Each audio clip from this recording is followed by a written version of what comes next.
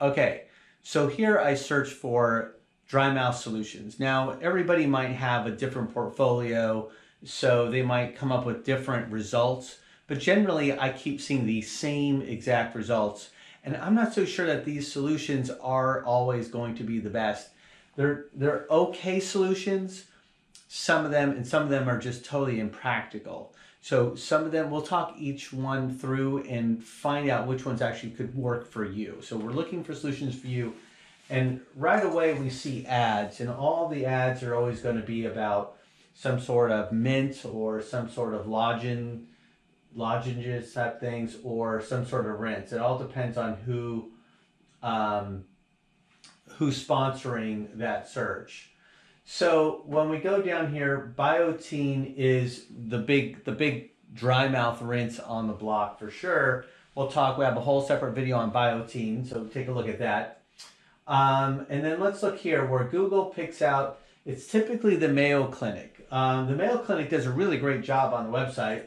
I like that site, but they pretty much talk about a lot of the things that you would almost inherently know from most other sites. So I don't know who's copying who, but these are a lot of the things that dentists actually refer to when they talk about dry mouth solutions. So the first one is chewing sugar-free gum. Why would you want to chew sugar-free gum? Well, if you don't have any TMJ problems or other chewing problems, that works okay. But after a while, you get tired of gum. So you have to change it around. So gum is good because it stimulates the salivary flow, especially if you have like a sour gum, that would even enact it more. The only problem I have with some of the sugar-free additives is sometimes they cause stomach problems, and we found that in research shows that long-term the saccharins and the artificial sweeteners can cause or aid to different issues along the way. I'll have to find those research papers for you, but they did a meta-study on some of those sugar-free additives, and they're not so great to do chronically long-term. The other problem with sugar-free gums is if you have a denture or something like that, or a partial denture, and then you're chewing and it's getting stuck in that partial denture or stay plate. So that's okay, but only has a limit. Limit your caffeine intake is the next one. Yeah, that's pretty simple. If you don't drink coffee or sodas or something, you can avoid most of that. But a lot of people do drink tea, soda, coffee. My take is absolutely limited. You shouldn't be drinking a pot of coffee a day.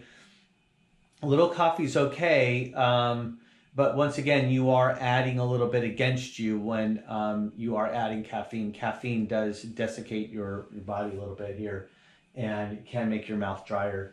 Don't use mouthwashes that contain alcohol. Yes, absolutely. Alcohol will dry your mouth for sure. As much as it might be antibacterial, that's fine, but it's never going to kill all the bacteria, and you don't want it to kill all the bacteria in your mouth, and we'll learn more about why that is. But the microflora in your mouth is very important. It's only specific bacteria that cause cavities, so you don't want to be killing everything just to get rid of a little bit of the bacteria that's not so good for your teeth. The other thing about mouth rinses, and we'll get to that later because it talks about substitutes, over-the-counter saliva substitutes, and it talks about mouthwash designed for dry mouth.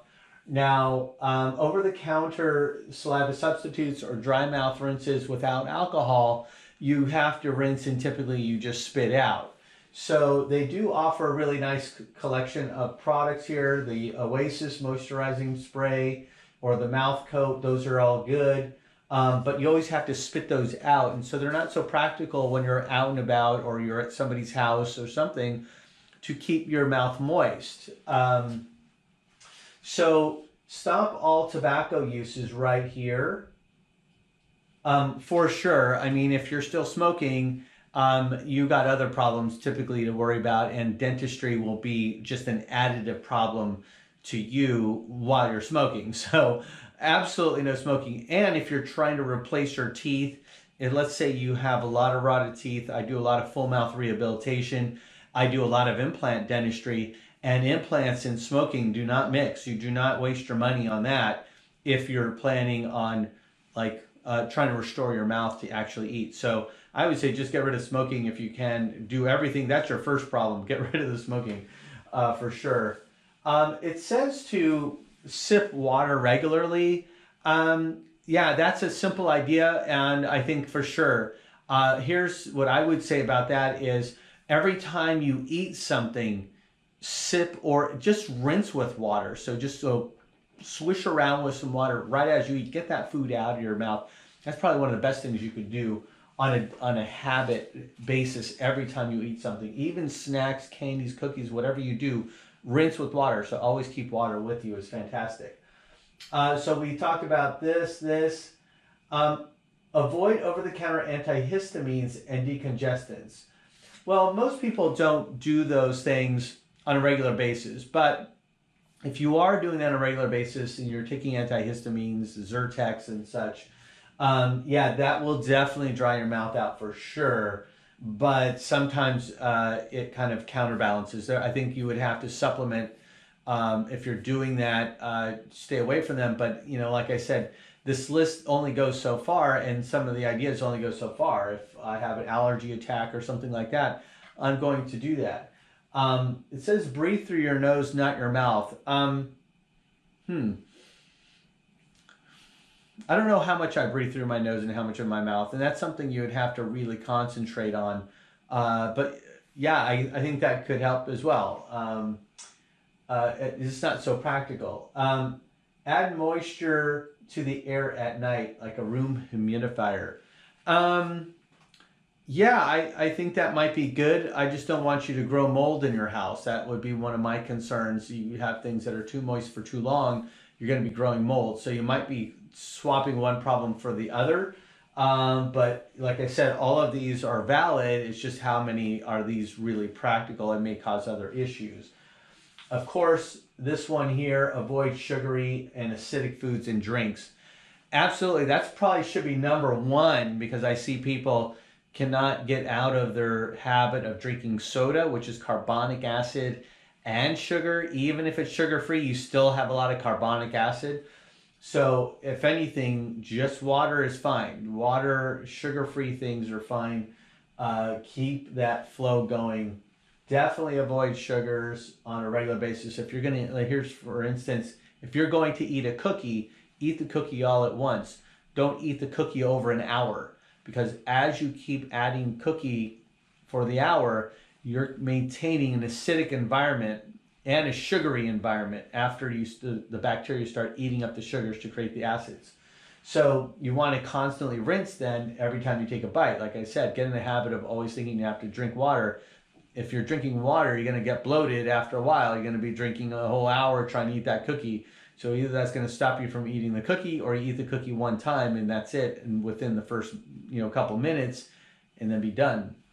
And try not to eat as frequently then.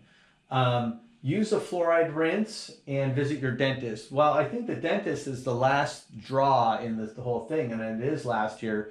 So I definitely agree with it being last. But the reason why I say the dentist should be last is because dentists are there to fix problems that we advise on solutions for prevention, but that's an at-home process. Prevention is at home. When we have a problem, it's going to cost you every time you go to the dental office. For sure, go for your 2 regular cleanings. That's the standard of care. So do the checkups, do the cleanings twice a year. I call it the 3 2s.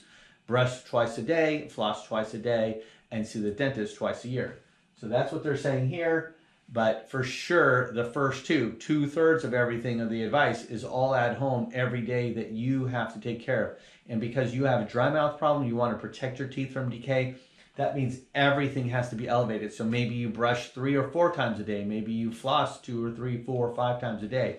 Get in the habit of caring more for it, Fluoridation, we'll have a whole different discussion about fluoridation, but that is definitely a thumbs up from me and most every dentist out there.